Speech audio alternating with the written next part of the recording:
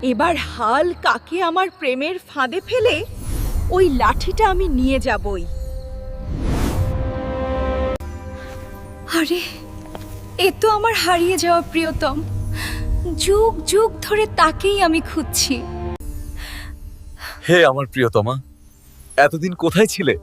আমি কি সত্যিই তোমাকে দেখছি? স্বপ্ন দেখছি না তো। ওরা দুইজন প্রেমিক প্রেমিকা। নাগিন তাহলে আমার লাঠি দিবে না। ওস্তাদ, আমি আসতেছি তোমার কাছে। এর একটা বিহিত করতেই হবে। উস্তাদ, যে নাগিনকে আপনি পাঠিয়েছিলেন লাঠি আনার জন্য, সে তো সেই বদমাস্টার প্রেমিকা হয়ে গেছে। তাই নাকি?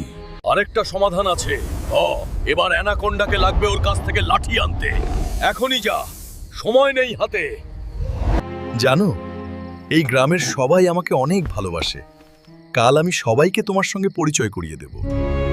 হে অ্যানাকোন্ডা, সুপ্রিম আমাকে পাঠিয়েছেন। তুমি আমার হারিয়ে যাওয়া লাঠি উদ্ধার করে দিতে হবে। আমি জানি তোর জাদুর লাঠি কার কাছে আছে। সমস্যা নেই, আজই আমি সেটা উদ্ধার করে দিব। কিরে হালকা, এবার যাবি কোথায়? তোদের চারদিক আমি আটকে ফেলেছি। বানর রাজার লাঠি না দিয়ে কোথাও যাওয়ার রাস্তা নেই। তুই তো সামান্য একটা কীট। আমাদের কিছুই করতে পারবি না, কারণ খোদা আমাদের সহায়। আমরা সত্যের পক্ষে। যা, একেবারে ধ্বংস হয়ে যাক, আর কখনো যেন ন্যায়ের বিরুদ্ধে দাঁড়াতে না পারিস। যাই, কিছু করছি, কোনো কিছুতেই কাজ হচ্ছে না। আমার লাঠিটা কি আর পাবো না?